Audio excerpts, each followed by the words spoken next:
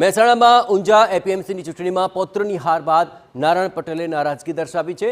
પૌત્ર સુપ્રીત પટેલની હાર બાદ એપીએમસીના પૂર્વ ચેરમેનનું સણસણતું નિવેદન સામે આવ્યું। એપીએમસી અને ફૂડ વિભાગની કામગીરી સામે સવાલ ઉઠાવ્યા।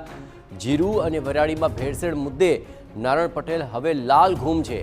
ઊંઝા એપીએમસી અસ્તિત્વમાં આવ્યું ત્યારે મર્યાદિત વેપાર અને વેપારીઓ હતા અને જેમને એક્સપોર્ટનું કામ નહોતું મળ્યું તે હવે ભેળસેળ તરફ વળ્યા હોવાનો તેમણે આરોપ લગાવ્યો।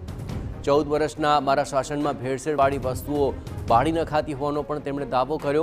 ભેળસેળવાળા જીરું અને વરાળીનો જાહેરમાં નાશ કરાયો હતો। ફૂડ વિભાગ વસ્તુઓનો નાશ કરે છે તો સાબિતી આપે તેવો સવાલ પણ ઉઠાવ્યો।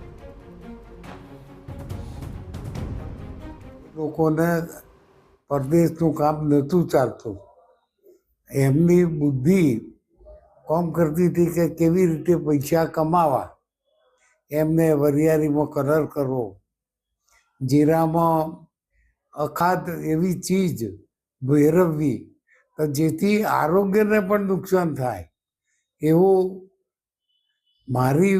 મારા 14 વર્ષના શાસન વખતે આ બધું ધ્યાનમાં આવવાથી મેં ખરેખર એ 2000 વરિયાળી કલરવાળી એનો ચોકમાં ટાવર બારી નાખવામાં આવતી હતી।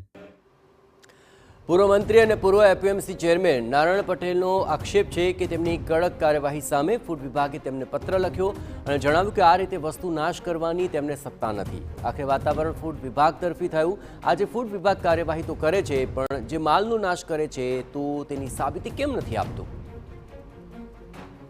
આ લોકો આવે 1-2 ફેક્ટરીઓમાં માલ પકડે, પેપરમાં આપે મોટા ભાથવા કે અમે આટલા લાખોનો માલ પકડ્યો છે, પણ હું એ પૂછું છું કે લાખોનો કરોડોનો માલ આજ સુધીમાં પકડ્યો છે।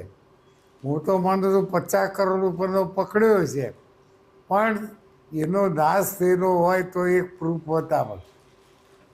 નારાયણ પટેલે ગંભીર આક્ષેપ લગાવતા કહ્યું કે મહેસાણાથી ગાંધીનગર સુધી ભ્રષ્ટાચાર ચાલી જ રહ્યો છે અને તેને લીધે જ ભેળસેળિયા તત્વો બેફામ છે। આ દિન સુધી ભેળસેળવાળા કોઈને પણ સજા ન થયાનો તેમણે દાવો પણ કર્યો।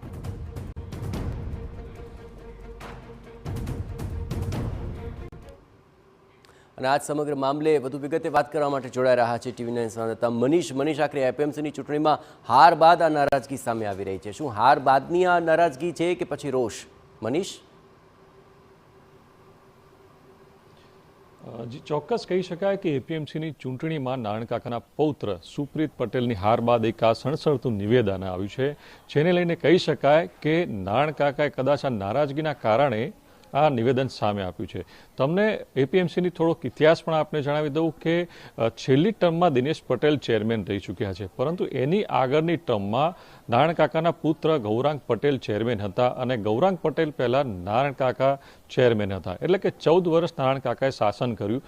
નારાયણ કાકાએ આ નિવેદનમાં આપણે ધ્યાન આપ્યું હોય તો તેમના શાસન અને અત્યારની કમિટી જે છેલ્લી કમિટી છે એમના વિરુદ્ધની સરખામણી કરી છે બંનેની, કે જે તે સમયે જ્યારે જીરું વરિયાળી પકડાતું હતું ત્યારે એને છડે ચોક બાળી નાખવામાં આવતું હતું કે નાશ કરવામાં આવતું હતું।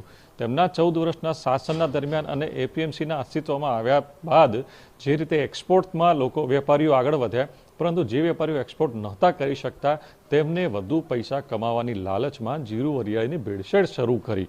આ પ્રકારનું વાત એમને કરી છે। એટલે કે અત્યારની આ ભેળસેળ નથી, એમના શાસન એટલે કે 15 થી 20 વર્ષ 25 વર્ષ પહેલાં પણ આ પ્રકારે થતું હોવાનું એમનું નિવેદન છે। ત્યારે એ વખત અને અત્યારની વખતે કેમ કડક કાર્યવાહી નથી થઈ શકતી? અત્યારની કમિટી જીરું વરિયાળીના ભેળસેળ વિરુદ્ધ કેમ કડક આંખ નથી કરતી? એ અંગેના સવાલો ઊભા કર્યા છે, ભ્રષ્ટાચારના સવાલો ઊભા કર્યા છે, ફૂડ વિભાગ પર આક્ષેપો કર્યા છે કે કેમ પકડાયેલા માલનો નાશ નથી કરાતો, અને જો નાશ નથી કરવામાં આવતો તો જે તે માલ પકડાય છે તેને તે જ સ્થળ પર સીલ કરી દેવામાં આવે છે। કેમ એ માલને એપીએમસીના કોઈ નિશ્ચિત ગોડાઉનમાં નક્કી કરીને ત્યાં સીઝ કરીને મૂકી દેવામાં નથી આવતો, અને જ્યારે ત્યારે કોર્ટનો ચુકાદો આવે ત્યારે એ માલને છૂટો કરવામાં આવે અથવા તો એનો જો સેમ્પલ રદ આવે છે કે ફેલ આવે છે તો એનો નાશ કરવામાં આવે। આ પ્રકારની માંગણી નારાયણ કાકાએ કરી છે। એ ઘણા સમય પછી જીરુના અને વરિયાળીના ભેળસેળ બાબતે નાણકાકાનું મોટું અને પ્રથમવાર જી. નિવેદન કહી શકાય કે જે નીચેથી લઈને ઉપર સુધી જી બિલકુલ, આખરે ભ્રષ્ટાચારના આરોપ લગાવી રહ્યા છે નારાયણ કાકા. જોવાનું છે આ મામલે શું કાર્યવાહી થાય. આભાર મનીષ.